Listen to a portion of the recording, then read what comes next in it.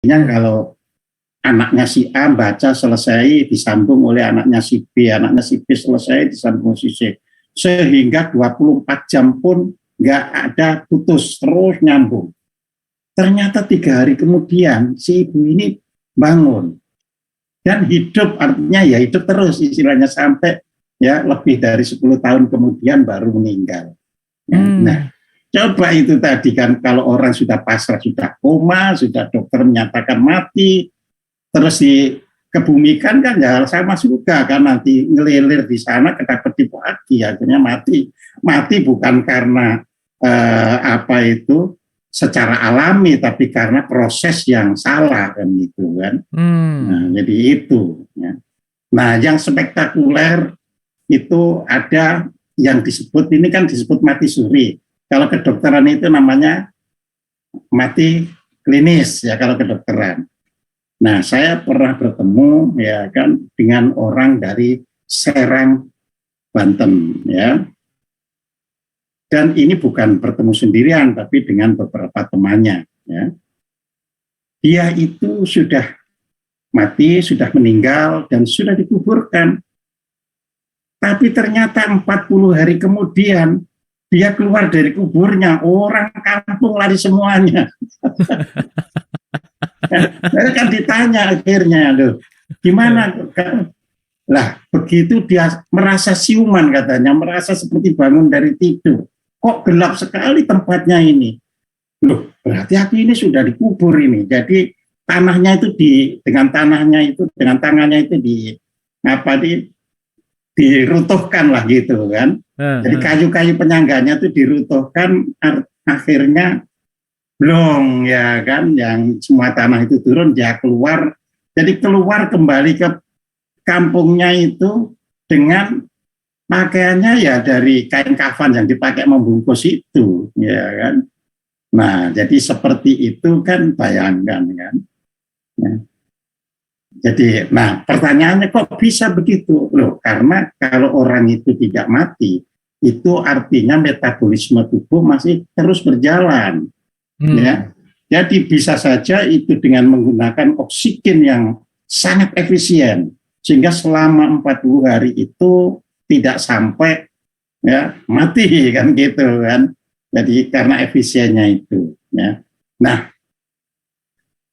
sekarang malah secara kedokteran, dari tadi ada mati klinis ya kan, di kedokteran dikenal juga mati otak ya. Jadi kalau klinis itu artinya jantung, detak jantung, pernapasan itu berhenti. Tapi kalau mati otak itu setelah dimasukkan di ruang ya untuk mengetahui vibrasi gelombang otak, ya sudah flat, sudah tidak bergerak lagi, dia itu disebut baru mati. Ya. Namun dalam penemuan kedokteran yang akhir-akhir ini ya mengagetkan juga ternyata. Jadi ternyata di rumah sakit ya kan, orang yang sudah flat, sudah biasanya dokter itu gini, kalau flat terus ditunggu kira-kira 30 menit tetap flat, itu sudah berarti dianggap mati ya kan. Ini ternyata nunggunya keluwen kan, 30 menit itu flat ya, tidak langsung ini dicopot alat-alatnya ya kan. Nah, ternyata lebih dari 30 menit hidup kembali, bergerak kembali vibrasinya itu ya kan. Nah, jadi banyak kejadian ya. Nah, barulah ya kan ada orang yang ya itu tadi, kalau mati otak itu kalau sudah flat ya, kalau toh kelihatan masih ada pernafasan, itu karena dibantu oleh alat pacu jantung ya, alat pernapasan dan lainnya ya. Jadi itu. Nah, ini kan kita juga harus pahami ya. Nah, namun kalau kita buka serat-serat kuno, nah, jadi ini pentingnya kita memahami makna mati secara lokal itu, serat-serat kuno ya. Jadi saya tunjukkan saja, kalau kita misalnya membaca serat Centini jilid 4 ya, atau sebagian yang saya ungkap juga di Weda Sasangka jilid 2, ternyata ya mati yang kita pahami selama ini bisa berbeda sama sekali dengan realita yang dicatat oleh orang-orang kuno itu, ya. Sehingga ya secara kearifan lokal ada mati yang namanya menitis, ya. Dan nanti saya terangkan kan itu. Apa itu mati menitis itu, ya. Jadi mati menitis itu artinya dia mati, ya, tetapi langsung jiwanya itu masuk ke raga baru, ya kan? Ya, raga baru. Jadi ya dia istilahnya seperti ganti pakaian saja. Ganti baju gitu ya? Pokoknya. Iya, ganti baju saja. Jadi di situ, ya. Nah, jadi setelah itu sudah dia hidup dengan yang baru itu tadi. Nah, padahal ada orang yang bisa netis berkali-kali, ada yang cuma bisa sekali, ya. Nah, jadi dengan kata lain menitis terjadi karena kuatnya kehendak, ya, pada saat menjelang mati itu untuk bisa hidup lagi, ya. Jadi ada orang kan, ya, karena makanya sekarang ini kalau di dalam kajian-kajian mind atau pikiran itu istilahnya ya pikiran sangat menentukan. Jadi karena kuatnya pikiran bahwa oke, saya masih kepengen hidup lagi, ya. Nah, jadi bisa pindah, ya. Nah, keadaan ini, ya kan, tercatat di dalam satu buku yang ditulis oleh orang Barat, ya, itu Lobsang Rampa, ya. Jadi Lobsang Rampa itu bercerita, ya. Jadi bukunya itu di dalam bahasa Inggris. Dia itu orang Tibet. Orang Tibet yang karena Tibet itu diserang oleh Cina, jadi dia akhirnya migran ke Inggris, ya. Nah, di dalam tuturannya sendiri kan gitu kan, di dalam tuturannya sendiri, ya, dia melihat pada waktu itu masih melihat di bagian desa di kota London itu ada tempat untuk berburu, ya. Dia lihat kok ada seorang pemburu yang sehat itu meninggal di atas pohon.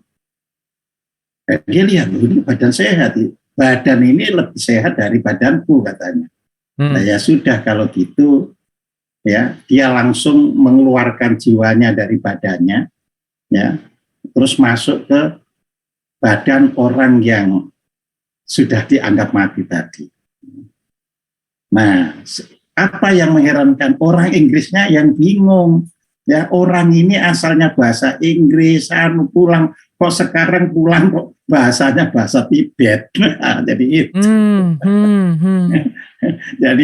Jadi pada bingung. Kenapa? Ya saya yang itu kamu sebut itu, tapi aku lupa bahasa Inggrisku sendiri, jadi aku bisanya bahasa Tibet.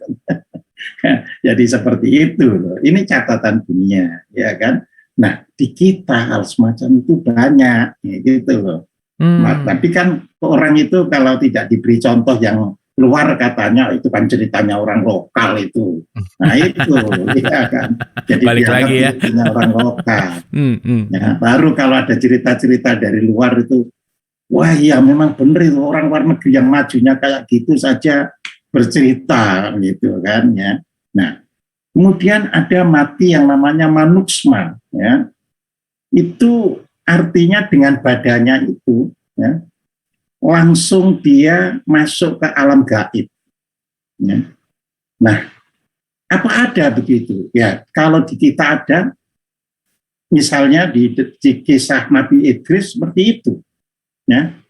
Jadi Nabi Idris itu kalau kita baca ya tarikhnya, itu kan Nabi yang diutus oleh Tuhan untuk mengajarkan bahasa-bahasa ketuhanan kepada manusia. Ya, suatu hari dia ingin melihat alam gaib itu, ya, ingin melihat surga di alam gaib, maksudnya melihat surga di alam gaib, ingin melihat neraka di alam gaib, ya kan. Akhirnya dia itu bisa masuk ke sana, ya kan. Dan Idris akhirnya tidak mau kan kembali lagi ke bumi, ya kan. Jadi kembali lagi ke bumi itu tidak mau, ya. Idris itu kalau di dalam Alkitab itu namanya Enoch, ya. Jadi Enoch, ya. Nah, itu di Alkitab juga disebutkan ya, Idris itu bergaul dengan Tuhannya sehingga meninggalkan kehidupan di dunianya. Nah, tidak ada ceritanya lebih jauh, ya kan? Nah, kita tahu orang di kita ini yang model begitu tuh orang dunia. Ya, orang Bunian itu banyak, itu ada di Sumatera, ada di Kalimantan. Ya, jadi ketika apa itu Jumatan misalnya ada orang yang menyaksikan, ya kok mendadak muncul di tengah hutan Jumatan, ya kan? Ya, bahkan ada orang yang kakeknya sendiri di apa ini di Sumatera itu ya bisa masuk ke alam gaib, ya. Nah itu namanya manuksma, mati. Orang menyebut itu mati, tapi manuksma, mati hilang kalau orang Jawa, mati tapi hilang. Nah, jadi di situ. Padahal dia sebenarnya ya masuk ke alam gaib tanpa mati, istilahnya langsung saja masuk. Ya. Nah ini hal-hal yang di kita bukan hal yang aneh, ya. Siapapun mendengar Prabu Siliwangi itu, ya kan, yang istilahnya dia disebut moksa, padahal sebenarnya tidak moksa. Kalau moksa itu mati dulu, ya. Tapi Prabu Siliwangi itu langsung meninggalkan bumi ini, ya, tanpa lagi bisa terlihat oleh manusia, sehingga disebut moksa sak badannya, jadi dengan badannya. Ya, padahal itu nanti ada, itu moksa ada sendiri. Ya. Nah itu pada Prabu Siliwangi. Ya. Nah banyak sekali ya manuksma ini. Juga kita juga tahu kan banyak orang ya bercerita bertemu dengan apa ini jenis-jenis yang seperti itu. Misalnya ada orang melihat mantan Presiden Indonesia yang namanya Bung Karno naik becak misalnya, ya. Kisah-kisah demikian ini juga ada di kita, ya kan. Makanya kita harus bisa sikapi dengan sebaik-baiknya. Ya.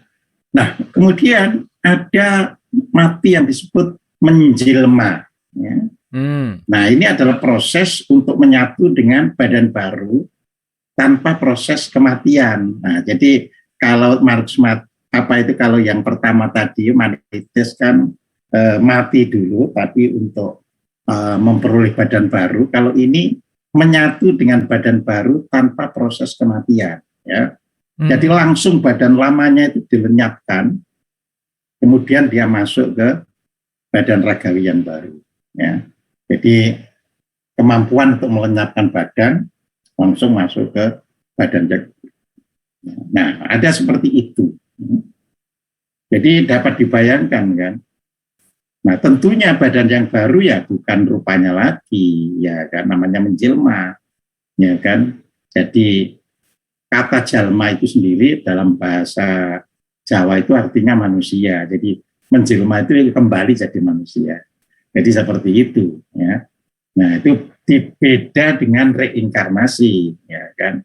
Kalau ini kembali menjadi manusia tanpa mengalami kematian, ya, jadi langsung melenyapkan, ya, jadi itu. Nah itu kalau senang nonton wayang, ya, wayang kulit itu kan banyak itu cerita yang menjelma menjadi, ya, jadi seperti itu. Ya. Nah ada pula mati yang disebut anglim putih, ya, atau meliputi. Nah ini proses menjadi makhluk ragawi yang baru secara halus. Ya. Jadi ya artinya lebih halus daripada menjelma. Ya. Jadi orang tidak tahu kalau ia itu mati, ya kan? Juga tidak tahu kalau orang itu hilang, ya. Tapi ada yang orang bilang, tapi aku lihat itu dia ada di sana itu kemarin. Nah, jadi seperti itu. Ya. Loh, masa? Iya. Jadi tidak diketahui apakah dia mati ataukah hilang, tapi yang jelas tidak ada lagi di kampungnya. Ya, tidak ada lagi di kampungnya, tapi orang bisa melihat di kampung atau kota yang lain. Ya, jadi seperti itu. Ya. sehingga ia tetap masih terlihat sebagai orang hidup, ya. Sehingga ada orang yang lama, ya, tidak diketahui asal usulnya, ya. Terus ada orang Indonesia ini yang sedang naik haji, kok ketemu dia, padahal kabar-kabarnya itu dulu hilang atau mati nggak diketahui, ya kan. Nah, seperti itu, ya. Nah, nanti kita akan bahas mengapa itu, apa perlunya pakai seperti itu. Nah, ini kita perlu sadari dulu keberadaannya, ya. Nah, kelima, ada mati yang namanya meninggalkan tempat duduk, atau kalau bahasa Jawanya mati ninggal dingklek. Jadi di dingklek itu dudukan, ya, jadi tempat duduk. Jadi ia mati, ya, dan terlihat oleh orang pada umumnya sebagai orang mati, ya.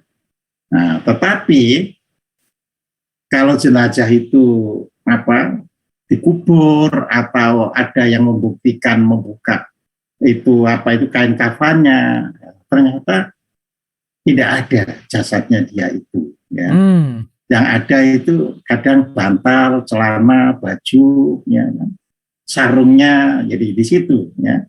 Nah, itu banyak kisah-kisah seperti itu di Indonesia ini, ya. Saya mendapatkan cerita, ya. Cerita itu dialami oleh, ya, tokoh legendaris, yaitu Si Jampang dari Betawi, ya, ini, ya. Nah, yang cerita ini orang yang dekat dengan Si Jampang itu. Jadi yang cerita ini bukan orang jauh, bukan, tapi orang yang dekat dengan Si Jampang itu. Ya, dia ceritakan pada waktu itu Jampang itu memimpin pemberontakan, ya, kalang kabut Belanda karena Jampang sendiri sulit untuk ditangkap. Suatu hari Belanda ini istilah dengan akalnya, ya, menyiksai anak buahnya Jampang. Jadi pokoknya anak buah, ayo kamu harus bisa tunjukkan di mana, kalau tidak siksa. Jadi anak buahnya itu ditangkap disiksa gitu. Nah, akhirnya si Jampang ini merasa kasihan, waduh, kalau anak buah saya terus demi nangkap saya yang terus disiksa, ya sudahlah, ya. Jadi Jampang melepaskan bajunya, ya kan. Nah, baju dan celananya itu dilempar, ya, wujud Jampang. jadi baju dan celananya itu dilempar wujud Jampang. Nah, dirinya sendiri Jampang aslinya ini lari, ya, supaya tidak ditangkap, kan. Nah, akhirnya Belanda nembaki Jampang yang berasal dari baju dan celana itu. Nah, akhirnya si Jampang itu ceritakan pada orang dekatnya itu, jadi ketawa ngakak, ya, menghindari lari jalan umum karena zaman dulu tinggal cawat saja. Jadi orang lari pakai cawat saja, kan, gitu, kan. Ya, karena baju dan celananya itu dilempar jadi Jampang pura-pura, ya, kan, gitu, kan. Ya, jadi kalau itu nanti sudah kuburkan, ya jadi celana sama baju lagi, ya. Nah, itu namanya mati ninggal dingklek, ya. Banyak kisah di Jawa, lu kemana dia, kok ternyata yang ada itu bantal gulingnya, misalnya yang dikafani tadi ternyata bantal gulingnya, ya. Nah, saya juga diceritai oleh mertua saya sendiri, ya, karena menyaksikan realitas itu, ya. Ya, ceritanya karena itu mertua saya, ya, ceritanya itu dia masih ada di pesantren yang saya belum jadi kalau belum lahir, ya. Jadi kalau dalam Genesis itu saya belum jadi, itu kan, gitu. Ya, masih gitu. Blueprint, ya, pokoknya. Iya, masih blueprint, kan, gitu, kan. Nah, itu mertua ini bilang, ya. Jadi suatu hari, ya, ada kentongan yang mengatakan bahwa kiainya, ya kiai sepuhnya itu wafat. Jadi ya, biasa santri ya penuh lah, ya namanya kiai sepuhnya yang wafat. Jadi ya membuat acara macam-macam sampai menyiapkan penguburannya dan sebagainya. Ya. Tetapi ada santri ya, yang jeleneh. Ya. Jadi salah satu santri itu jeleneh. Buat apa kalian kumpul-kumpul itu? Kiai saya itu tidak meninggal kok. Lah, apa kamu nggak melihat itu? Nah, enggak. Saya melihat kiai saya itu masih hidup, tidak di situ, hanya pergi saja dari pesantren ini gitu. Wah, kan dikatakan gila dan sebagainya kan. Langsung diambillah parang untuk membelah bambu. Yang bambu itu nanti kan dipakai untuk nutupi ini jenazah ketika di kuburan. Di parangnya diambil, semuanya itu bingung. Buat apa kamu ngambil parang itu? Untuk yang kamu anggap jenazah itu. Langsung jenazah yang sudah dikafani itu ditebas sama parang itu. Dan ternyata hanyalah pohon pisang, ketepuk pisang. Ya. Nah, ini mertua yang menyaksikan sendiri kejadian itu. Ya. Jadi di dunia ini memang ya aneh, mungkin di Arab sana nggak ada model-model begitu itu. Ya. Ya. Jadi malah si santri yang menebas tadi jenazah yang ternyata pohon pisang itu, yang orang Jawa bilang gedebok, ya gedebok pisang, ya itu bilang, jadi kiai itu tadi malam ya pergi naik kereta emas. Ya, memang saya sendiri nggak tahu kemana perginya dari di situ. Ya. Nah, jadi hal-hal semacam itu adalah ya mati meninggalkan dudukan. Ya, dudukan itu bahasa Jawanya dingklik gitu. Ya.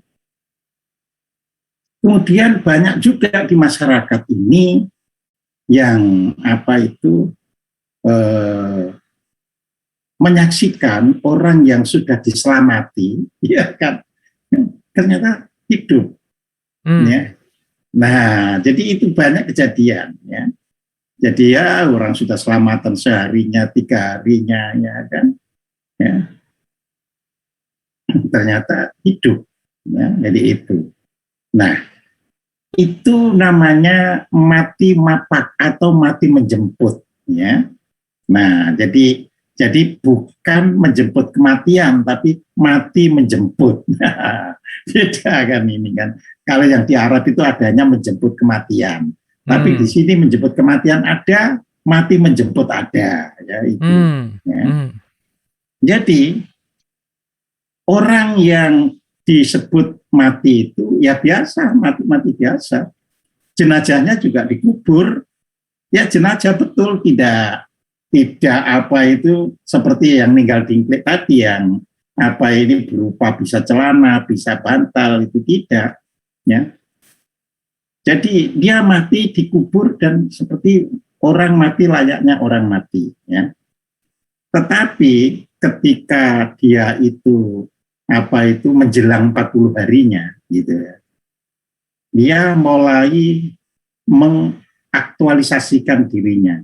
Jadi yang di kuburan tadi ya seperti ditinggalkan dulu ya, jenazah yang di kuburan itu oleh jiwanya, ya kan, ya itu sama ceritanya kalau untuk kejahatan itu yang disebut babi ngepet, ya kan. Babi ngepet itu orangnya ya kan ditutupi dengan yang namanya semacam kijing begitu, terus jiwanya menjadi babi kan gitu kan, terus untuk nyari duit ya, jadi seperti itu. Kalau nanti babinya terbunuh ya mati betul orang itu. Nah, tapi kalau ini tidak, ini kan sudah dikubur ya kan, tapi sebenarnya jiwanya belum lepas betul dari tubuhnya. Ya. Hanya masyarakat melihat secara tanda-tanda ragawi itu mati. Ya. Nah, di sini keluar. Dia ngitung-ngitung, wah ini sudah 2 hari lagi, sudah 40 hari ini. Nah, itu ada istilah di Jawa kan, kholwat itu ya maksimum itu 40 hari kan gitu kan. Ya, yang dipakai oleh orang-orang Islam itu. Jadi 30 hari itu dia keliling-keliling. Dia ingin menemui orang yang kemungkinan besar nanti diundang tahlilan yang ke-40 itu. Nah, jadi dia keliling. Wah, ini pasti yang termasuk nanti diundang. Dan gitu kan.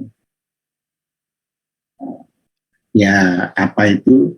Tentu orang yang diundang ini orang yang tidak mendengar bahwa dia sudah meninggal. Karena biasanya itu orang tonggo deso atau apa yang tidak dengar kalau dia meninggal.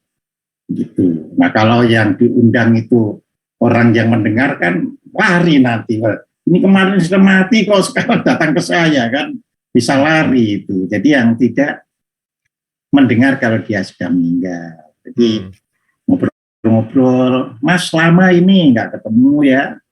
Nah, aku silaturahmi saja. Setelah cukup ngobrol-ngobrol ya kan, akhirnya pamitan. Dia cari lagi temannya yang kemungkinan ya tidak mendengar tapi nanti akan diundang. Nah, jadi dari beberapa yang didatangi itu betul-betul diundang kan. Undangan 40 hari ya kan untuk si A. Pada kaget kan. Jadi serentak orang yang mendengar itu nggak percaya kalau 40 hari. 2 hari yang lalu saya itu ketemu dia ngobrol-ngobrol itu. Mosok gitu. Iya. Nah, begitu sudah disanggah kematiannya, nah dia hidup. Tapi dia pergi meninggalkan desa semula. Karena kalau di desa semula nanti, orang desa pada lari nanti. Dia meninggalkan desa semula. Dia mengabdi lagi di tempat lain. Ya, jadi itu. Nah, itu namanya mati menjemput. Nah, kalau di Arab hanya ada satu, menjemput kematian. Ya. Nah, itu beda. Kita dua-duanya punya itu. Ya. Nah, itu bagaimana kuburannya? Kosong kuburannya. Jadi kalau dia tadi tidak disanggah ya tetap dia mati betul. Dia tetap mati. Yang ada itu karena apa ya?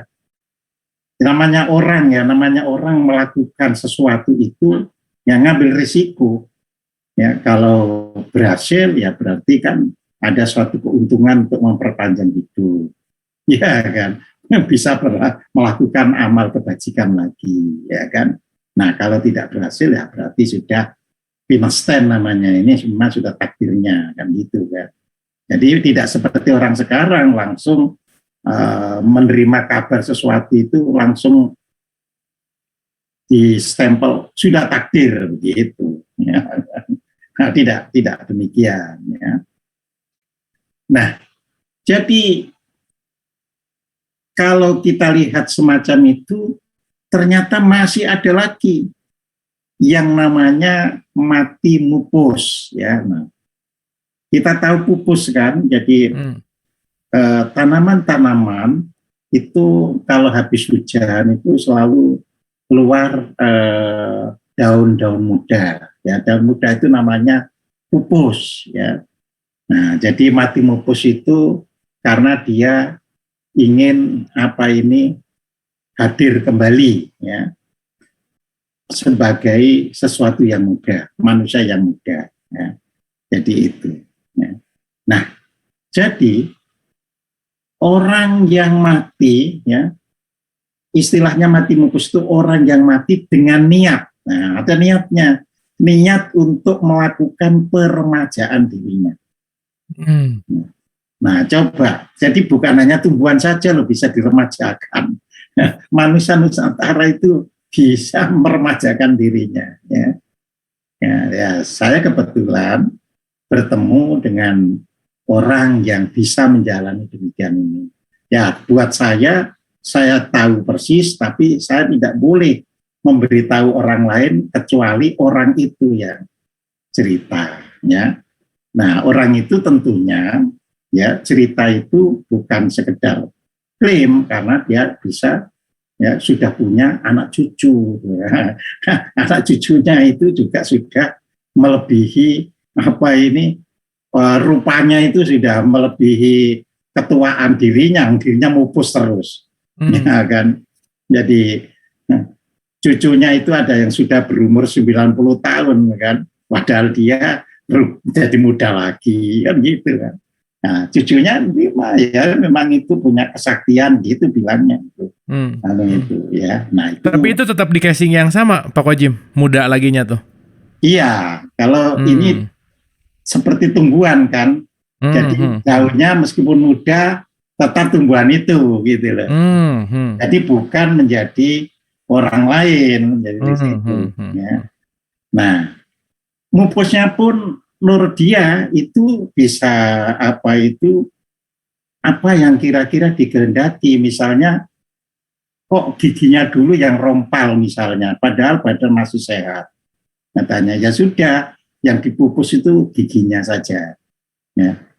Kan saya tanya gimana caranya? Ya dengan gigi sudah rompal berarti secara biologi sudah tidak berfungsi. Dicopot dulu, dia ambil tanah, dibentir-bentir begini, sudah jadi gigi, ditempel-tempelkan utuh lagi. Gitu. Nah, jadi kelihatan bukan lagi orang ompong, kan jadi orang. Nah, itu belajarnya di mana Pak Kojim? Namanya. Belajarnya di mana? Jadi ini makanya makna kematian secara lokal itu tidak sesederhana ya kan, Iya. dipahami oleh orang-orang lain ya kan. Nah, jadi dia biasanya meninggalkan desanya kalau tua itu.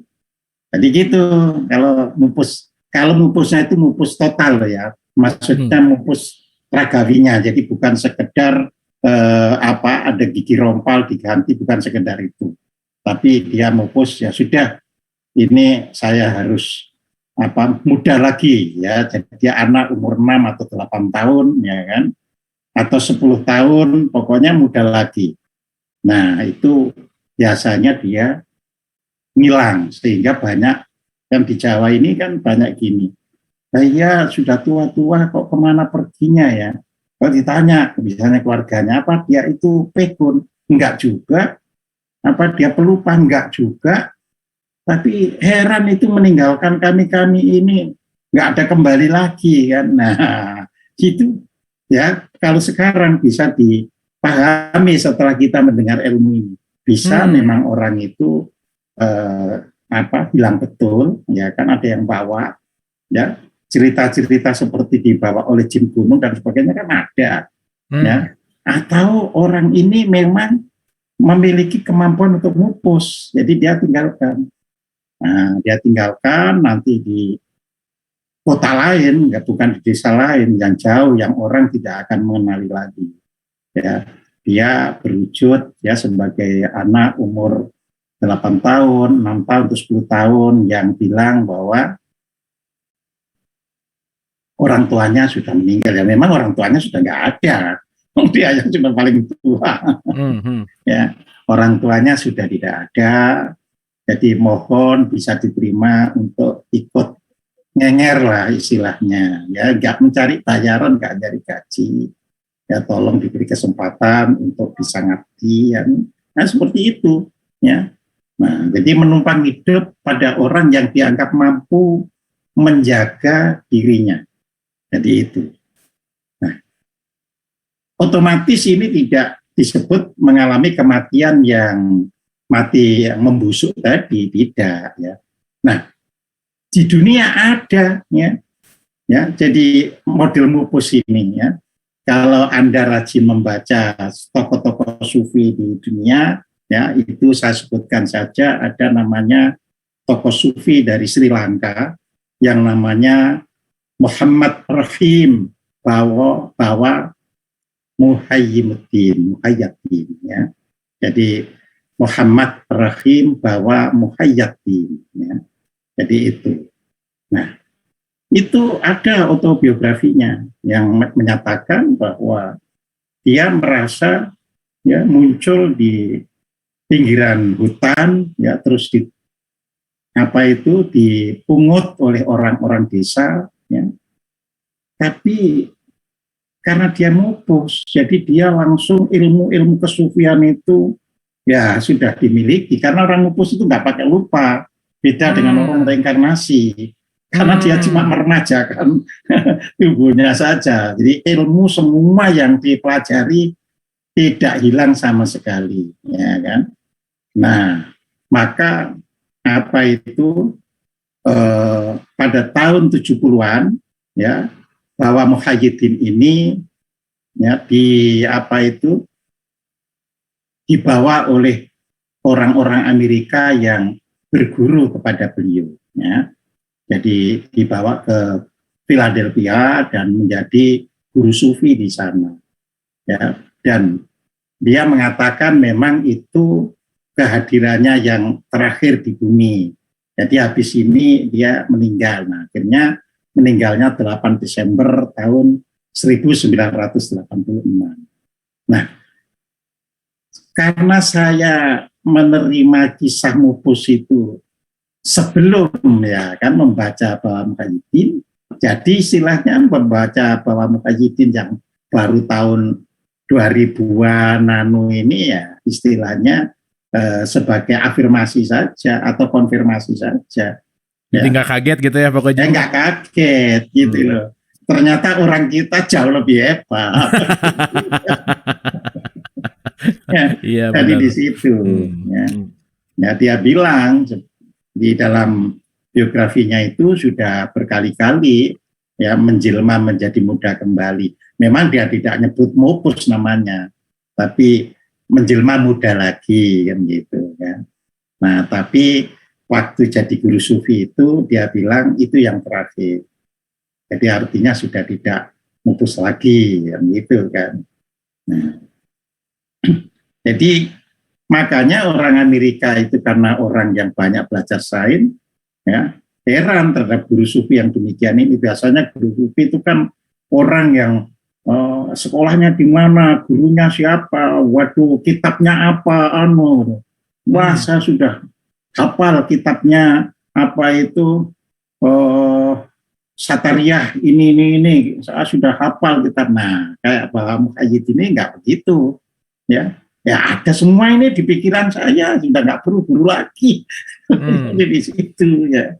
Nah, jadi tapi jangan nunjuk saya ngupus loh ya. Justru ini menarik Pak Kojim. Iya, ya. Jadi ini yang harus kita bisa memahami ya kasus-kasus seperti ini ya. Nah, ada juga yang namanya mati netes ya. Jadi mati netes, bayangkan kan. Di Jawa itu netes itu tahu kalau kita ada air ya kan. Ya, itu terus tis itu netes itu loh kan gitu ya. Nah, tetapi jiwanya setelah mengalami kematian badan jasmani itu ya dia bisa hidup untuk tidak di satu tubuh ya. Tapi hidup di 2-3 tubuh ya. Yang orang barat menyebut split body kan gitu ya. Nah, jadi cerita mati netes ini pun dari kecil kita sudah punya. Nah, sekarang mati netes ini ya kan yang disebut split body itu bisa kita baca dari buku-bukunya Michael Newton. Ya, apakah itu Destiny of Soul atau Journey of Soul ya kan. Nah, saya yang orang Indonesia tambah hebat kita itu. Ini Michael Newton baru tahun 2000-an itu nulis. Sedangkan di Jawa sudah diterapkan dari zaman dulu gitu kan. Ya. Nah, jadi di situ ya. Nah, bedanya di sana selalu dikaji secara ilmiah, dibuktikan mati netes itu. Nah, kita cuma diceritai, kan gitu kan bedanya kan. Ya, jadi menurut Michael Newton ya kan dari penelitiannya itu bisa ditemukan ya ada 2 orang ya yang rupanya sama tapi di tempat yang berbeda ya dan ternyata karakternya sama ya. Nah, terus tapi kok bisa itu dia anggap netes atau split ya karena di sana terus dilakukan apa yang namanya past life regression Jadi masing-masing itu di past life regression, gitu. Ternyata hasilnya dari past life regression A dan B itu sama. Oh, berarti ini dari diri yang satu. Ya. Nah, tentu kita akan bertanya lah, buat apa ya orang meninggal kok terus hidup lagi dengan cara memisah menjadi dua body misalnya. Ya, inilah rahasia manusia yang tidak dimiliki oleh non manusia. Ya, makanya malaikat itu bingung ketika manusia dijadikan khalifah itu. Ya, jadi dia menyanggah protes istilahnya kepada Tuhan, ya kan. Jadi mengapa engkau jadikan ya orang yang menumpahkan darah dan melakukan kerusakan ya di bumi itu sebagai khalifah. Ya, jadi itu kan kami ini orang yang selalu menyucikan engkau, selalu memuji, ya kan. Ya. Tapi mengapa manusia yang dijadikan khalifah? Maka kan Allah menjawab, ini a'lamu minkum, ya. Aku lebih tahu dari kalian, ya kan gitu kan. Nah makanya nanti di hadis sufi ada kan, al insanu sirri, ya, wa ana sirruhu. Jadi manusia itu rahasia aku dan aku sendiri adalah rahasianya. Nah itulah kehidupan manusia, ya. Jadi bisa macam-macam. Jadi kalau misalnya ada manusia seperti di Arab kok merasa gitu-gitu nggak bisa, ya memang belum tua, belum matang gitu. Ya, ya suatu hari di suatu seminar, ya ini saya beritahu saja pengalaman real. Ya, jadi suatu hari di seminar kebudayaan, ya itu pas tanya jawab itu ada orang Belanda yang bertanya, ya kan. Bertanya, mengapa sih orang Jawa itu minder, katanya. Iya. Padahal kami ini sudah mempelajari biologi, DNA, dan sebagainya. Orang Jawa itu sudah lebih tua dari kami. Nah, bukti lahiriahnya apa? Kami orang Belanda ini masih ada bulu-bulu monyetnya. Ya kan? Masih ada bulu-bulu monyetnya. Sedangkan orang Jawa bulu monyetnya itu sudah punah, itu berarti sudah jauh lebih tua katanya. Tapi mengapa manusia Jawa sekarang ini kok minder, katanya. Ya, jadi nah ini kan karena pengalaman ikut seminar internasional, ternyata pengakuan orang semacam itu, gitu loh. Hanya kita saja yang sekarang ini kita pengen mempelajari modern, wah itu nggak ada gitu-gitu itu, ya kan.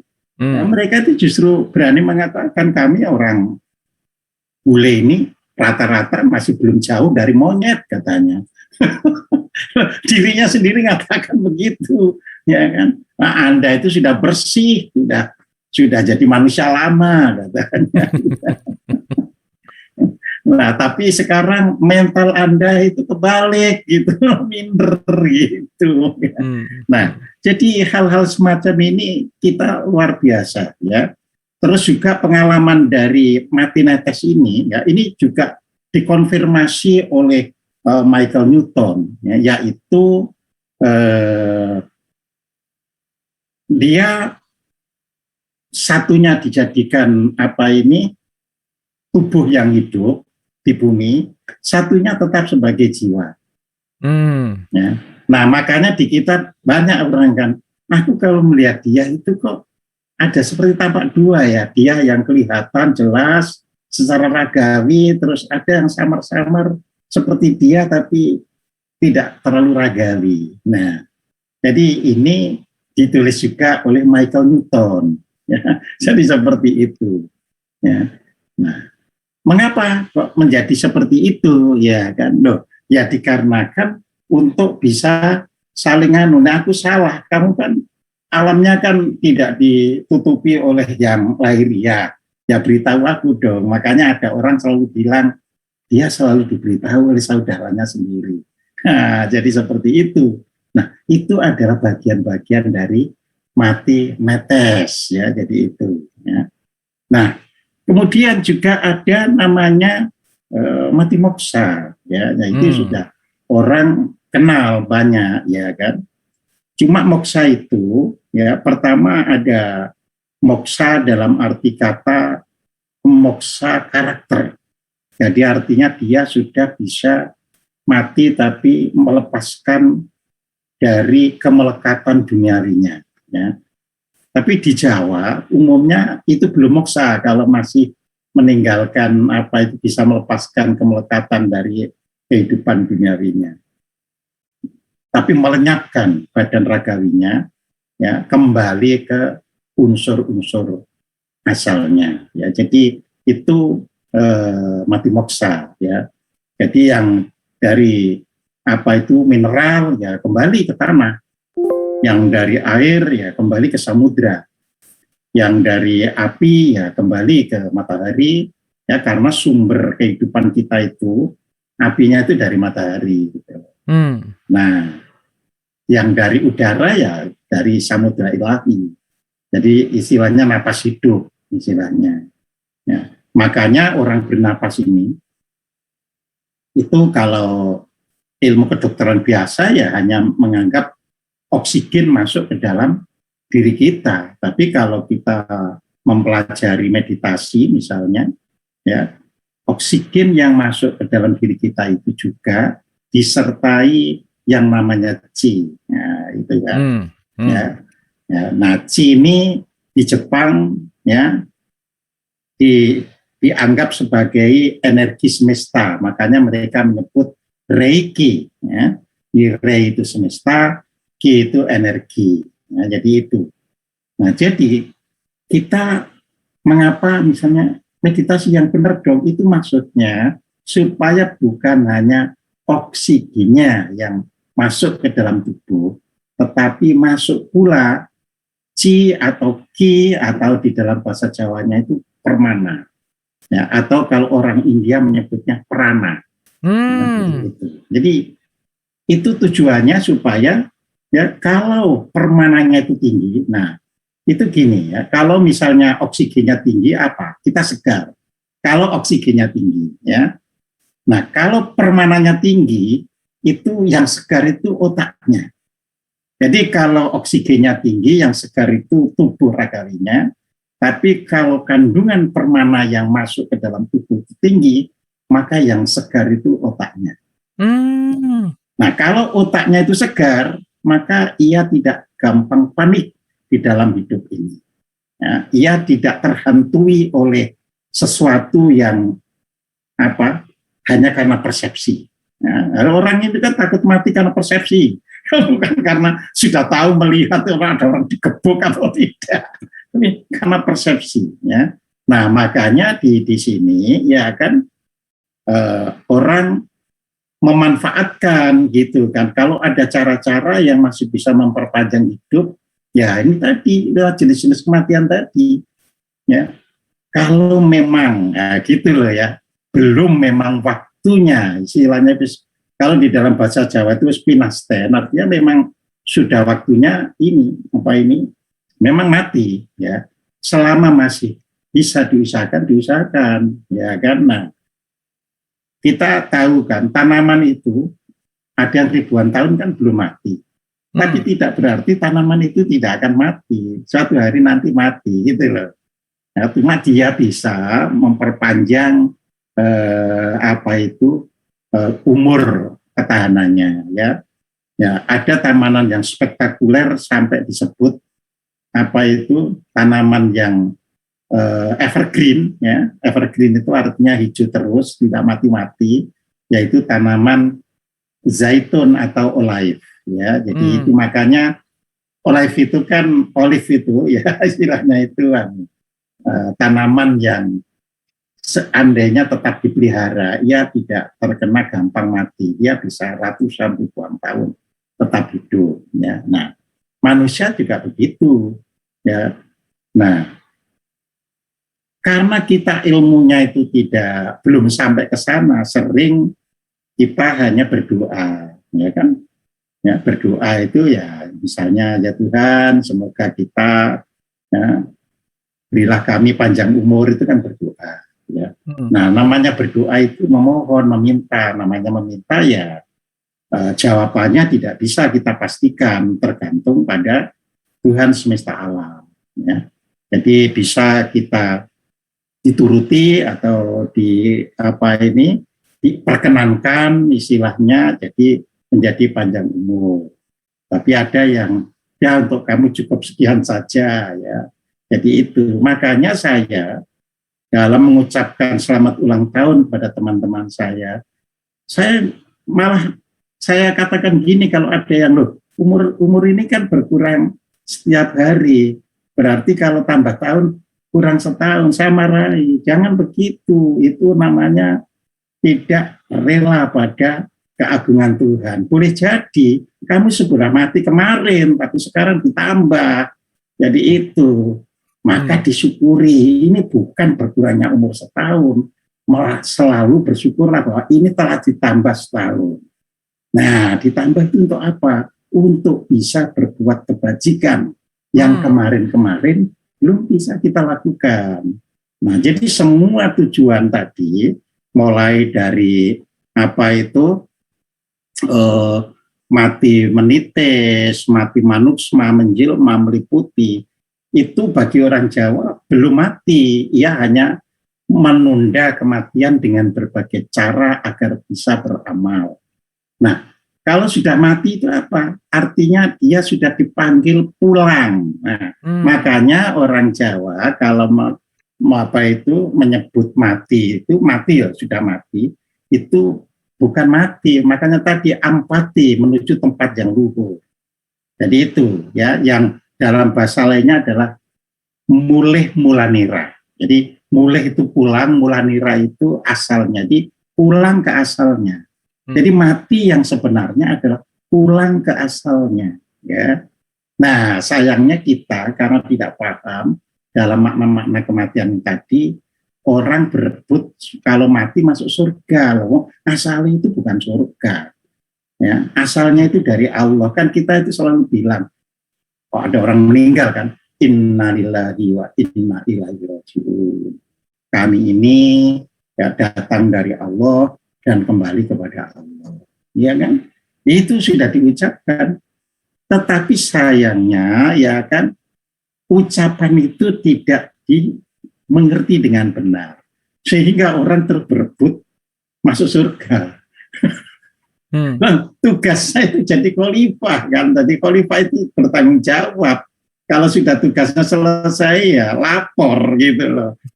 Lapor ini loh, apa yang itu. Nah, kalau laporannya nanti baik kan gitu kan mestinya kan.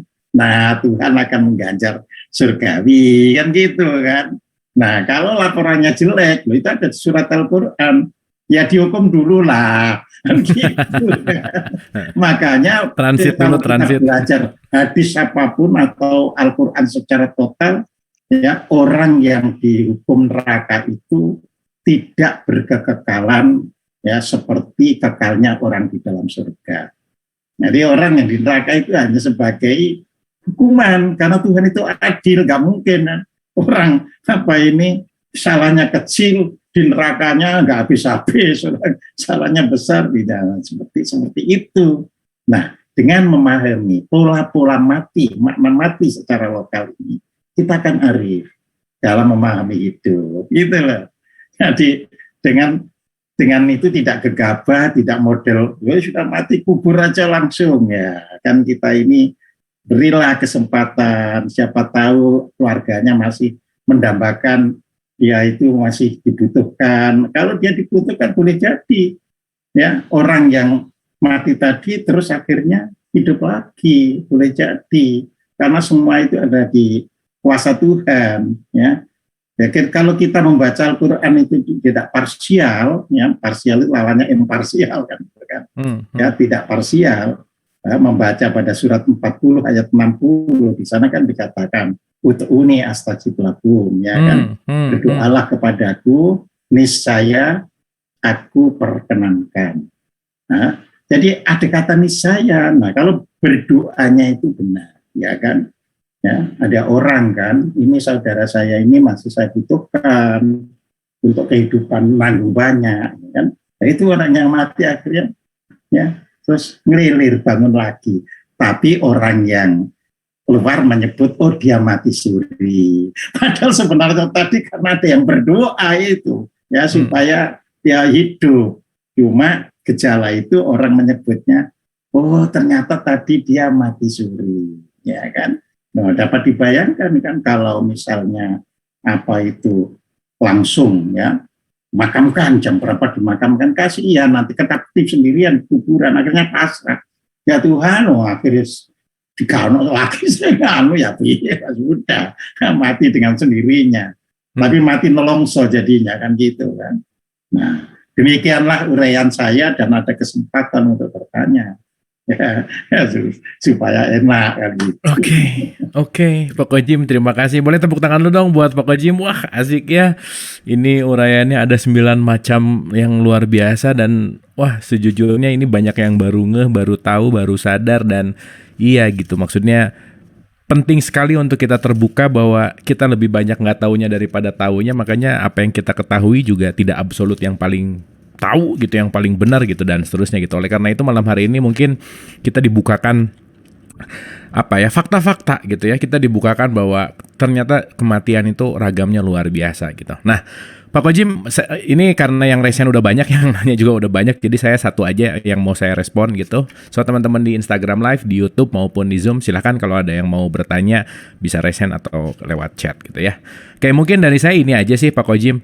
Kalau misalkan kita berbicara satu ini, kenapa ya agak tabu sekali berbicara tentang kehidupan setelah kematian gitu di area masyarakat gitu ya? Itu sedikit tabu sekali gitu, bahwa mau bicara reinkarnasi kah, atau mau berbicara kiam atau kebangkitan kah, atau tadi kalimat menitislah, mupus apa, dan ini kan hal-hal yang sangat-sangat tabu banget gitu. Nah, kenapa ya Pak Kojim ya? Padahal kan ini kan sesuatu hal yang sesuatu hal yang fundamental gitu. Menurut Pak Kojim, kenapa kira-kira? Silakan Pak. Iya, hal itu terjadi karena ajaran-ajaran agama, ya agama apapun lah ya, terutama gitu kan, yang dari Timur Tengah itu lebih doktriner dan tidak ingin apa yang disampaikan sebagai doktrin itu tersanggah oleh kenyataan, ya. Karena apa? Karena seorang guru kalau doktrinnya itu tersanggah, dia gugurlah apa itu apa keahliannya, apa ya ternyata dia nggak bisa nah, makanya langsung dipotong, nggak ada itu langsung seperti itu, ya kan. Nah, orang yang begitu pula orang yang pikirannya selalu meniadakan, ya nanti kekuatan pikiran itu akan membawa dia tidak tahu apa-apa. Ya, itu harus dipahami. Begitu pula orang yang gigih ingin tahu, selalu nanti ditemukan apa-apa. Nah, ini realitas juga gitu loh. Ya. Jadi orang yang ya terus mencari, orang barat itu kan mencari terus, makanya ya menemukan televisi, menemukan ini ya. Tapi kalau orang kita itu misalnya nggak ada, itu nggak perluan, ya sudah. Ya, istilahnya daya yang dianugerahkan Tuhan kepada dirinya itu sudah dibendung. Ya. Jadi sehingga tidak bermanfaat buat dirinya. Nah, tapi kalau kita selalu ingin tahu, ya seperti saya ini kan diceritain macam-macam, tapi ternyata ingin juga kan tahu apa, orang barat juga sampai kesannya baca buku, ketemu juga itu akhirnya kan gitu. Ya, jadi artinya ilmu yang sudah saya terima akhirnya bisa dikonfirmasi secara modern oleh orang-orang barat. Soalnya itu tadi, orang kita itu kalau tidak ada ya contoh dari barat, wah itu dongeng itu seperti itu gitu ya.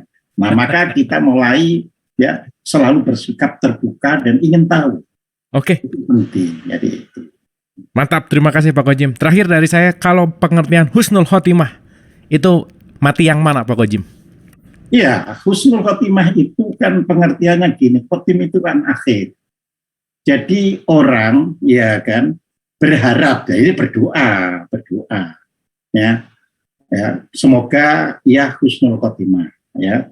Jadi artinya terakhirnya itu ya dia tetap dalam keimanan. Jadi itu husnul khotimah. Tetapi ya ini juga saya sampaikan pada kesempatan ini, sebenarnya ketika ada orang meninggal kita mengucapkan husnul khotimah itu expired. Hmm. Ya, justru ketika ia sakit, gitu loh ya, doakan kalau ia memang dipanggil Tuhan, ia dipanggil dalam keadaan husnul khotimah. Nah, jadi begitu. Tapi kalau orang itu sudah mati, terus dibacakan semoga dia husnul khotimah, ya expired lah, orang sudah mati. Udah telat. Sudah telat gitu lah. Tapi kalau nggak paham sekarang lagi sakit misalnya, semoga nanti kalau meninggal husnul khotimah, bisa tersinggung Pak Kojim. Apanya? Ya bisa tersinggung gitu. Orang sakit, orang sakit kan didoakan sembuh. Iya. Jadi kan kita doakan semoga sembuh. Tapi kalau memang takdir, gitu loh ya, menghampirinya untuk kematiannya, semoga ia bisa meninggal dalam husnul khotimah. Nah ini juga pengajaran. Gitu. Yes. Keren Pak Kojim. Terima kasih, hatur nuhun. Oke, kita akan ke yang resen dulu ya. Ini ada Farhan Farluk. Silakan Mas Farhan. Boleh di-unmute. Oke, terima kasih Pak Abu. Saya ucapkan juga kepada Pak Kojim, selamat malam. Assalamualaikum warahmatullahi wabarakatuh. Waalaikumsalam warahmatullahi wabarakatuh. Silakan Mas.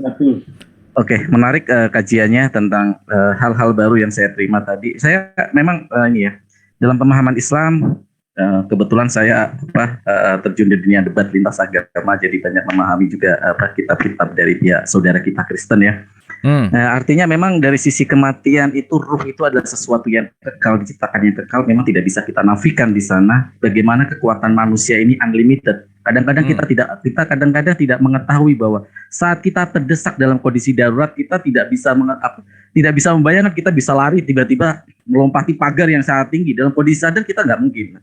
Itu mungkin awam bawah sadar kita yang memang sebenarnya tubuh manusia kita ya unlimited sebenarnya kekuatannya. Ya, kekuatan dari sisi yang tidak kita sadari bahwa alam sadar.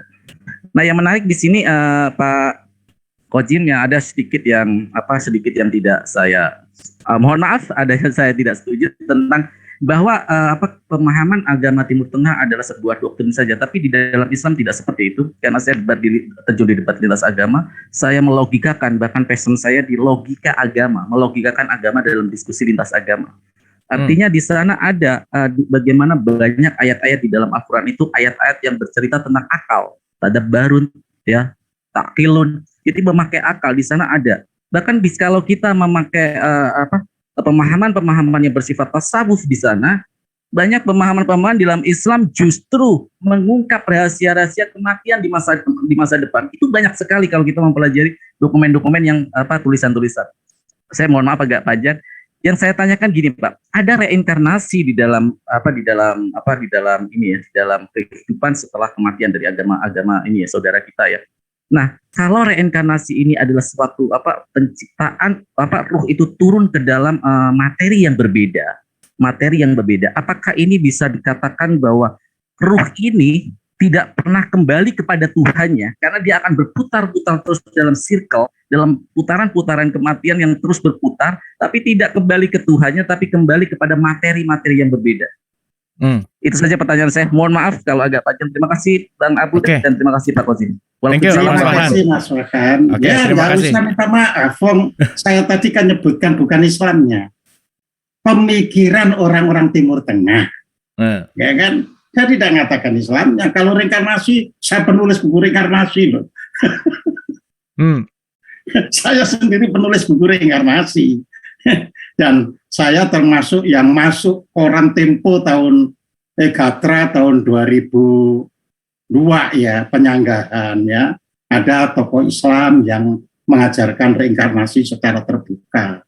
Banyak, sampai foto-foto saya dimuat di koran pada waktu itu ya. Jadi saya katakan pemahaman orang-orang Timur Tengah terhadap Islam itu yang jangan terus doktrinnya itu kita terima mentah begitu saja gitu loh. Ya, Islam kita terima, terus kita secara lokal harus memahami dengan baik ya. Makanya ya kan di Al-Qur'an dari awal itu ada Iqra. Nah, Iqra itu ya kan perintah membaca, yang dibaca itu kan nggak terbatas. Karena di situ tidak Iqra kitab misalnya, tidak. Jadi Iqra-nya itu totality, ya kan. Nah, di kemudian hari kata Iqra itu ya itu kan hanya diulang menjadi 2 kali saja, yaitu di surat Al-Alaq sama di surat Al-Isra ayat 14. Kalau di surat ayat 14 kan Iqra kitabaka, bacalah kitabmu itu, ya. Tetapi kata Iqra itu pada akhirnya diganti dengan kata-kata la'allakum tatafakkarun sama la'allakum ta'qilun, ya. Jadi itu diganti ke sana, gitu loh, ya. Jadi sekarang ini kan saya katakan, sekarang ini kita ini digiring oleh pemahaman yang dari Timur Tengah. Gitu. Padahal tadi kan saya katakan, padahal Islam itu sudah masuk sini ribuan tahun yang lalu, gitu. Ya, akan tetapi akhir-akhir ini digiring pemikirannya ke Timur Tengah. Nah, itulah yang saya ingin sampaikan. Makanya nggak perlu minta maaf. Saya sendiri tidak ngomong Islam, karena ngomong pemikiran orang Timur Tengah, ya kan. Nah, reinkarnasi itu kan hanya suatu modus, ya. Modus itu artinya suatu perjalanan ketika orang belum bisa pulang. Ya. Ya kan kita ini kan tugasnya sebagai khalifah. Namanya khalifah itu kan ada pertanggungjawaban. Nah, masa belum bertanggung jawab terus disuruh pulang? Ya disuruh lagi sih itu kan, ya disuruh untuk mengulang. Kalau sekolah gitu ya kamu belum lulus itu lagi lah. Di hair ya Pak ya, di hair. Ya, di hair gitu kan. Nah nanti kalau sudah mencapai ya kan dengan beberapa kali reinkarnasi, ya kita nggak tahu berapa kalinya karena setiap orang memiliki kemampuan yang berbeda-beda, ya. Jadi kalau di kitab-kitab Jawa ya ada yang bisa bisa ribuan kali, ya kan, ada yang cuma beberapa kali saja, ya kan. Itu tergantung kapabilitas seseorang, ya. Nah, bagaimana kalau sudah bisa kembali, ya kan? Kembali itu kan sama dengan gini kan, orang sudah tahu rumah kembalinya. Itu kalau bahasa Jawa sederhana. Jadi kalau Anda belum tahu rumah kembali Anda gitu loh, ya nggak bisa kembali gitu. Nah, makanya nanti kesempatan yang diberikan dengan Abi itu nanti akan tapi menjadi berseri-seri, yaitu jalan kembali pulang. itu tidak bisa 1 sampai 10 kali, itu bisa berkali-kali. Tapi enak juga kalau itu dibahas gitu loh. Ya. Jadinya. Mantap Pak Jim. Iya, jadi nanti kan orang sudah penuh kebajikan, sudah sesuai dengan tugas khalifahnya, rampung, ya balik, kan gitu kan. Nah, kalau di dalam bahasa ayat dikatakan rampungnya itu apa? Sudah tenang. Makanya ayatnya itu begini, ya ayat Tuhan nafsul mutmainnah, irji'i ila rabbiki radiyatan mardiyah, wadkhuli fi ibadi wadkhuli jannati. Itu ayatnya, ya. Jadi ya ayat Tuhan nafsul mutmainnah, wahai orang yang jiwanya sudah tenang, ya. Jadi sudah tenang, ya. Apa di situ? Irji'i ila rabbiki, kembalilah kepada Tuhanmu, ya. Nah, kalau kita belum mau kembali kepada Tuhan, ya karena belum tenang, kok takut digebuki, takut ini, takut itu, kan gitu kan. Kalau sudah tenang disuruh kembali, ya kan. Rodiyata mardiyah, kembali pun dengan rela sepenuhnya, sehingga Tuhan menyambut dengan kerelaan itu. Nah, setelah itu dikatakan fadkhuli fi ibadi, masuklah kalian menjadi ya hamba-hambaku. Nah, sekarang pertanyaannya, apakah kita ini sudah bisa menjadi hambanya? Ya, nah, ini kan pertanyaan kita. Jangan-jangan kita cuma sekedar klaim, ya kita ini memang hamba Allah. Itu kan cuma klaim. Padahal Allahnya belum, kamu belum mau, bisa begitu, kan? Ya. Nah, kalau sudah jadi hambanya, disitulah perintah terakhirnya, wadkhuli fi jannati, wadkhuli jannati, masuklah ke dalam taman surgaku. Itu kan. Jadinya. Okay. Ya, jadi di sini kita ini sering ambisi sering gitu ya. Oke. Pak Kojim, terima kasih banyak, luar biasa. Oke, karena waktu sudah sedikit overtime dan ini masih ada 3 raise hand gitu, jadi mungkin langsung to the point ke pertanyaannya ya. Silahkan, Mas Aryo. Apakah mungkin orang mati dalam keadaan hidup? Kalau mungkin, apakah seperti zombie gitu, jadi seperti orang hidup tapi sebenarnya sudah mati? Dan bagaimana caranya kalau mungkin, bagaimana cara menghindari situasi seperti itu? Apakah dengan banyak berdoa atau menghindari makan makanan yang haram atau berbuat kebajikan atau seperti apa? Itu saja pertanyaan saya. Terima kasih. Oke, thank you Pak Mas Aryo. Bu Winnie, silakan. Assalamualaikum warahmatullahi wabarakatuh. Waalaikumsalam. Pak Kojim, mana ada? Ini Pak Kojim, saya mau meyakinkan bahwa antara agama Islam dengan adat istiadat Jawa itu sangat kontradiksi ya kadang-kadang ya. Yang saya rasakan karena ibu saya itu orang Sunda, bapak saya orang Jawa yang kejawet. Jadi ada hal-hal yang diharamkan. Misalnya begini, ada orang meninggal hari Sabtu itu hari yang nggak baik gitu ya. Jadi harus buang piring ke genteng gitu kan. Betul, saya ngerti. Iya, kalau menikah itu harus digabung antara umur yang calon pengantin pria wanita, nanti dilihat hari baiknya gitu. Itu gimana ya Pak Kojim? Karena ini kejadian loh Pak, waktu bapak saya meninggal, ibu saya bilang nggak usah lempar-lempar gitu, bismillah aja, ini emang sudah waktunya. Tapi setelah 40 hari ada kenalannya meninggal gitu. Karena katanya kalau hari Sabtu meninggal suka ngajak bawa orang. Iya, itu aja Pak Kojim saya nanyakan. Terima kasih. Assalamualaikum warahmatullahi wabarakatuh. Waalaikumsalam. Wah, Bunda Winnie pertanyaannya menarik banget nih, seru nih. Monggo Pak Kojim, tadi Mas Aryo bicara tentang Mas Aryo ya. Jadi yang namanya tadi kan mati itu harus sure ya. Harus sure karena nggak boleh kan mati itu hanya sekedar kita klaim yang hidup itu, ya kan? Ya salahnya kita kan sering itu, padahal sebenarnya bisa saja kan proses di dalam tubuh itu ya masih hidup ya kan, cuma secara tanda-tanda ragawi tidak tertangkap. Makanya tadi saya katakan dalam ilmu kedokteran yang sudah flat vibrasi otaknya itu, gelombang otaknya itu, ternyata setelah ditunggu lebih dari setengah jam ada yang hidup kembali ya. Jadi itu. Nah zombie itu lain, zombie itu kan istilah hantu kan istilahnya kan. Jadi mayat hidup, bahasa kita itu mayat hidup. Karena itu cerita film asalnya itu. Jadi ada orang yang sudah mati, lalu di Frankenstein itu kan lalu dibuat sesuatu sehingga menjadi hidup, dan hidupnya ya karena mayat hidup. Jadi merusak kehidupan gitu kan. Jadi yang perlu kita pahami itu adalah ketika seseorang dinyatakan mati belum tentu ia sudah mati gitu loh.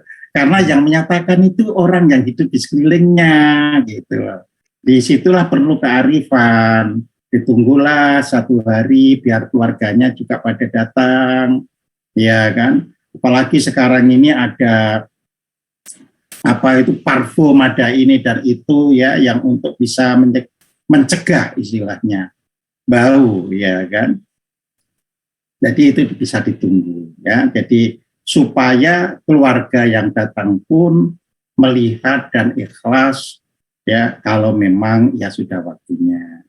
Nah, kalau orang meninggal seluruh keluarganya ikhlas itu akan meringankan jiwa orang yang meninggal itu sendiri. Sebaliknya kan kalau ada orang meninggal ditangisi ini itu ya jiwa menanggapi, belum bisa dia pergi ya. Jadi di situ ya. Nah, jadi disinilah perlunya sikap kita, berarti kearifan lokal itu tujuannya kan seperti itu. Nah, untuk Mbak Winnie ya kan, kita harus bisa membedakan Islam dan tradisi Arab. Jadi yang berbeda itu bukan Islam dengan Jawa atau dengan Sunda, bukan. Tapi Islam yang dibawa oleh tradisi Arab bisa berbeda dengan Islam yang dijalani oleh orang Jawa atau orang Sunda. Ya. Nah, sesuatu budaya itu tumbuh bukan karena ngarang, tapi itu realitas. Jadi memang ada kejadian begitu itu diamati. Makanya kalau di Jawa itu disebut titen. Jadi kalau orang meninggal hari Sabtu, ya kan, maka harus diupacarai, misalnya nyuwil genteng dan sebagainya, supaya tidak membawa temannya. Nah, jadi itu. Ya, dan apa ada fakta? Oh, banyak yang cerita apa ini bawa temannya itu bukan 1-2 orang. Jadi itu. Ada yang nyangkal-nyangkal gitu. Ya ternyata akhirnya ya juga gitu. Ya. Ya, yang dimaksud Sabtu itu bagi Jawa itu bukan setelah matahari terbit dari Sabtu, tidak. Begitu habis maghrib, Jumat habis maghrib, ya itu sudah dimasukkan Sabtu. Makanya orang Jawa karena berdasarkan ya melihat realita itu, ya sudahlah kita nggak usah apa itu ribut. Karena daripada faktanya nanti begitu, ya udah kita ini saja. Nah, kesalahannya kita itu Islam nggak ada gitu. Saya selalu mengatakan bukan Islam nggak ada gitu, tapi orang Arab belum sampai berpikir ke situ. Nah, itu beda gitu. Nah, karena Islam itu dibaca oleh seluruh manusia di dunia, termasuk saya pembacanya, kan gitu kan. Ya tentu ketika saya membaca bisa berbeda dengan yang dibaca oleh orang Arab atau orang yang sekedar menerima doktrin gitu ya. Jadi bagi saya itu realita kok. Realita itu ya nggak bisa digaduh-gaduh itu. Sama dengan gini kan, orang Jawa ya saya kalau Mbak Winnie lebih ke Jawa itu ya, kalau makan roti meskipun habis 2 bok begitu, aku sih lapar. Kalau tuh durung makan loh. Wah, habis roti roang kok ya durung makan. Dan itu fakta. Ada teman saya bertamu, ya kan, bertamu pagi-pagi. Wah, nasinya nanti aja gitu kan. Nah, tapi kami sudah siapkan karena lewat di depan rumah itu ada orang jualan sari roti itu kan. Ya kita ini roti banyak makan gitu kan. Ternyata itu tadi makannya kan jam 7 ada itu. Baru jam 9. Jadi mulai masakan ya Mas katanya. Jadi perut itu apa? Itu. Loh, itu bukan berarti apa yang disebut lapar real. Tapi itu namanya lapar perasaan. Ya, karena kan perut kita ini biasa makan nasi itu menggilingnya itu berbeda dengan menggiling roti tadi gitu loh. Sehingga perasaannya itu masih lapar. Padahal saya sudah menggah-menggah saya ini sudah nggak kuat gitu loh ya. Nah, jadi realita itu tumbuh juga karena kekuatan perasaan dan pikiran. Nah, itu. Makanya ya banyak yang aneh kalau realita dicocokkan dengan persepsi. Jadi itu.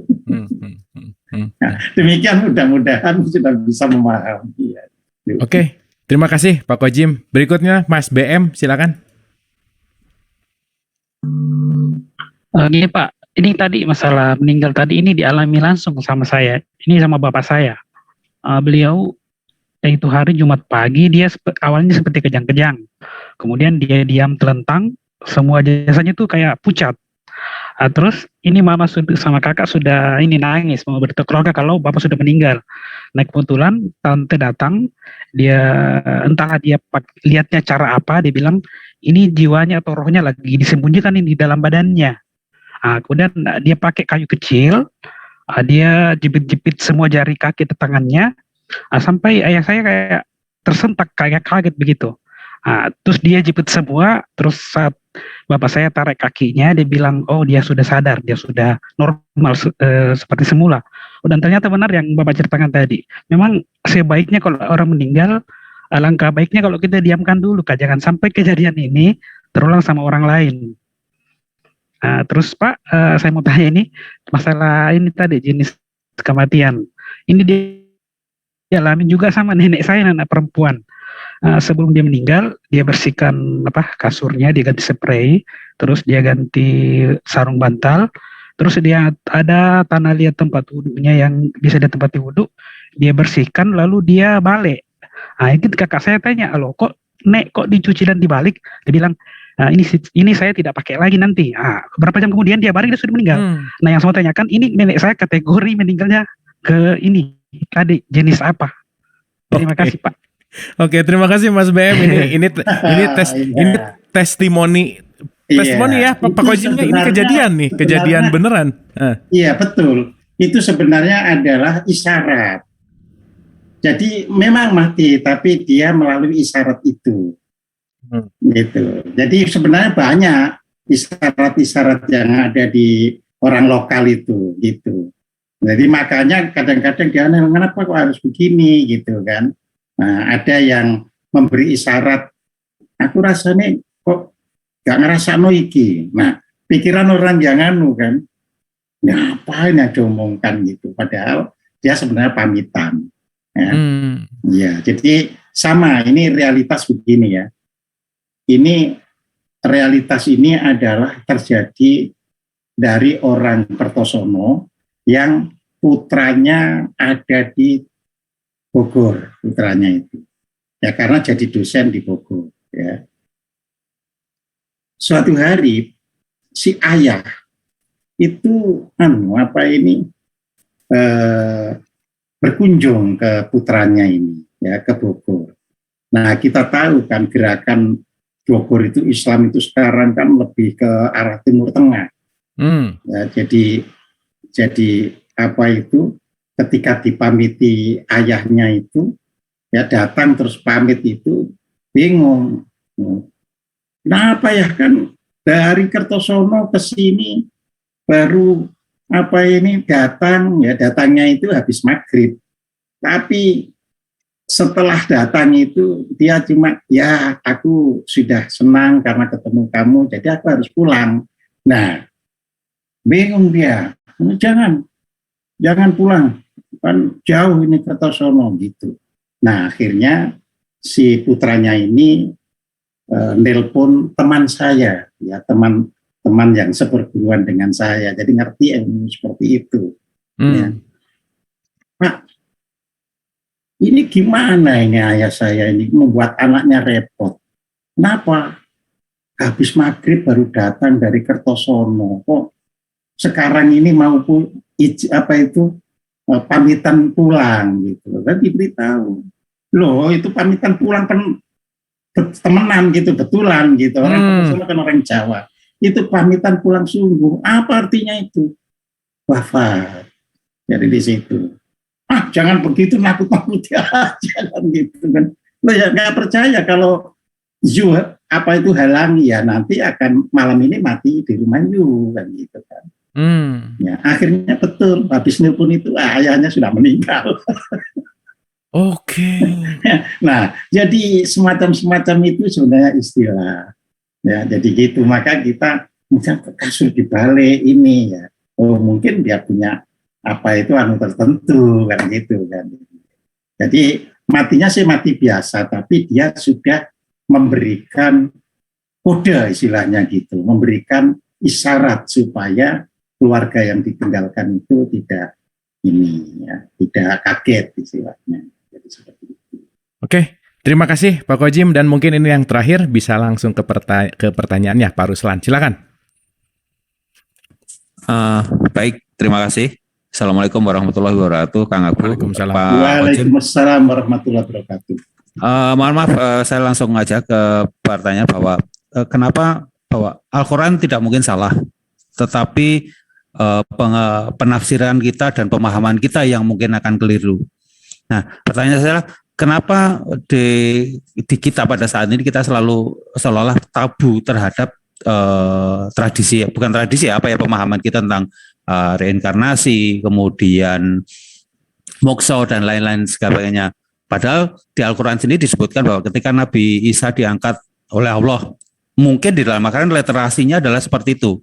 Tapi pemahaman kita di kita tradisi kita kan sudah ada yang namanya moksa dan lain sebagainya. Yeah. Kenapa di Al-Quran itu kan menjadi tabu? Satu hal lagi Pak Khotib. Di buku Ma'rifat Kasunyatan, di buku 1 dan 2, di situ sebagian besar saya sudah mulai memahami, tetapi ada hal yang masih mengganjal di hati saya adalah ketika kita berbicara tentang kiamat yang digambarkan di dalam Al-Quran, di mana rusaknya seluruh alam, kemudian kita digambarkan ke alam barzakh, menunggu dalam dan lain sebagainya. Sedangkan kiamat yang dicantumkan di situ kok saya belum bisa match, belum bisa ketemu seperti yang digambarkan di dalam Al-Quran. Sebenarnya itu aja pertanyaan saya Pak Khotim. Kang Abu, terima kasih banyak. Assalamualaikum warahmatullahi wabarakatuh. Ya, Waalaikumsalam warahmatullahi wabarakatuh. Monggo Pak Kojim. Ya, jadi begini. Masalah tafsir, ya, tafsir itu 1000 kepala 1000 tafsiran. Ya. Jadi disitulah kita harus menjadi bangsa yang memiliki yang istilahnya jati diri. Jadi tafsiranmu belum tentu benar, tafsiranku juga belum tentu benar, tapi aku berhak untuk memberikan tafsiran. Itu yang harus muncul, gitu loh. Ya, saya berikan gambaran orang Iran itu penafsiran Al-Qur'annya berbeda dengan orang-orang Arab. Tapi Iran tidak pernah mau ngalah misalnya dengan tafsiran orang-orang Arab. Ya, jadi seperti itu. Nah, faktanya justru Iran yang demikian itu yang ditakuti oleh Amerika dan sebagainya, gitu loh. Jadi kita ini bahas mati secara lokal, tapi tujuannya itu untuk mengangkat ya istilahnya PD kita, ya percaya diri kita. Jadi jangan menjadi orang yang kita itu bodoh, orang lain sing pintar, kita gak ngerti, orang lain sing ngerti. Jangan menjadi seperti itu. Ya. Jadi tafsiran ya silakan saja, ya. Ya, nanti kita buktikan dalam kehidupan. Kan tafsiran itu kan harus dibuktikan pada kehidupan. Ya, bukan sekedar hanya berbeda, tidak. Kita jadikan ya. Nah, yang kedua tentang apa kiamat, ya memang nggak ada kok di Al-Qur'an yang namanya kiamat itu hancurnya semesta itu. Ya. Nah, ini kan salahnya kan kalau kata kiamat selalu dikaitkan dengan kehancuran semesta yang diberitakan oleh Al-Quran gitu loh. Jadi Al-Quran itu memang menceritakan akan adanya kehancuran, tapi juga akan menceritakan tentang kiam. Kiam itu bangkit. Yang bangkit itu apa ya, kesadarannya kan gitu kan. Ya, jadi itu. Nah, disinilah perlu kita ketahui bahwa cerita-cerita tentang setelah kematian sampai kiamat itu cerita yang tumbuh di masyarakat Arab yang jumput dari sana sini, ya ceritanya itu bisa diambil dari agama Mani, bisa diambil dari agama Majusi, bisa diambil dari agama-agama sebelumnya yang ada di sana. Ya, jadi kalau di Al-Quran sendiri, kiam itu bangkit. Terus kedua, kehancuran itu pun tidak berarti letterlek, ya kan, tidak berarti letterlek. Memang itu hancur. Nah, ini juga harus kita pahami, ya. Makanya di Al-Quran misalnya pada surat 30 ayat 58, ya, jadi surat 30 ayat 58 itu Ar-Rum, ya, ayat 58, di sana dikatakan bahwa telah kami jadikan tiap-tiap perumpamaan di dalam Al-Quran ini untuk manusia. Akan tetapi yang bisa memahami adalah kaum albab. Jadi di situ. Nah, namanya tiap-tiap perumpamaan bisa saja, kiamat pun perumpamaan, saat pun perumpamaan, makan pun perumpamaan. Jadi bisa, makanya kalau ahli tafsir itu mengatakan sebenarnya 95% lebih ayat Al-Quran itu bernuansa mutasyabihat. Ya, artinya mutasyabihat itu ya nggak bisa dibaca secara letterlek harfiah, tidak bisa. Ya. Hanya 5% atau kurang ya yang bisa dipahami secara muhkamat atau secara harfiah atau literal. Jadi itu. Nah, kita memerlukan menggali yang mutasyabihat itu kalau kita ingin ya membawa umat Islam itu ke depan itu maju. Jadi ketika umat Islam hanya stuck pada yang literal, ya, akan tertinggal selamanya di dunia ini. Ya, jadi di situ. Ya. Mantap Pak Kojim, terima kasih. Boleh tepuk tangan dulu dong untuk Pak Kojim. Super mind blowing malam hari ini ya. Kita mendapatkan sesuatu hal yang sangat benar-benar esensial yang membuat yuk kita lebih sadar lagi, lebih terbuka lagi, lebih bisa melihat realitas, dan mudah-mudahan kita jadi orang yang selalu pede tadi kata Pak Kojim gitu ya, dan selalu bisa menerima realitas itu tadi dan selalu maju gitu. Terima kasih Pak Kojim. So terakhir final statement untuk episode 354. Silakan Pak Kojim. Iya, jadi final statement itu begini. Jadi di dalam kehidupan ini ya kan, apa yang kita alami dan apa yang dialami orang lain itu boleh jadi secara lahiriah sama, tetapi secara makna boleh jadi berbeda jauh, ya kan? Itu tadi saya gambarkan kan, sama-sama untuk ngisi perut, ya kan? Tapi ternyata yang satu sudah diisi roti banyak, merasa lapar, jadi itu. Nah, disinilah kita harus bisa memahami, bisa mengerti, agar umat Islam itu bisa hidup istilahnya, ya, kesatuan dalam keragaman. Ya, dan sekaligus keragaman dalam kesatuan. Artinya jangan diseragamkan, gitu loh. Biar bisa memberikan sumbangan yang baik dalam kehidupan. Gitu. Oke, luar biasa, mantap. Sekali lagi boleh tepuk tangan untuk Pak Kojim. Pak Kojim, sehat-sehat selalu. Jangan bosan kembali ke Dialog Positif. Kita pokoknya haus banget untuk dengerin apa yang mau disampaikan berikutnya ke kita di Dialog Positif, insya Allah mudah-mudahan. Hatur nuhun, sekali lagi salam untuk keluarga. So, Ibu dan Bapak sahabat Dialog Positif dimanapun berada, dengan final statement tadi berakhir juga acara kita malam hari ini. Yang paling jelek tadi dari statement Poko Jim, dari semua yang super mind blowing itu cuman ada beberapa kata yang ada kalimat untuk menanyakan bahwa sudahkah kita menjadi hamba Tuhan? Nah, itu pertanyaannya. Terima kasih, semoga bisa direnungkan. Sampai ketemu besok di jam dan channel yang sama. Wabillahi taufiq wal hidayah. Assalamualaikum warahmatullahi wabarakatuh. Hatur nuhun, terima kasih. Kita foto dulu sebentar, Pak Kojim, jangan kemana-mana dulu. Ibu dan Bapak jangan kemana-mana dulu. Oke, seperti biasa ya, hitungan ketiga tinggal senyum aja. Nggak tahu di page berapa, pokoknya 1, 2, 3 smile aja. 1, 2 smile. Asik. Page 2, 1, 2 smile. Oke, page 3, 1, 2 smile. Oke, page 4, 1, 2 smile. Alhamdulillah, 1 udah, 2 udah, 3 udah, 4 udah, dan semuanya tampaknya tercapture dengan oke banget. Sekali lagi kita tepuk tangan yang paling kencang untuk Pak Kojim. Sehat selalu sekali lagi Pak Kojim.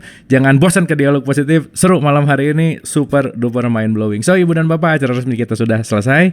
Tapi ada satu lagu terakhir dan satu lagu penutup dan ada satu quote. So, enjoy the song, enjoy the quotes.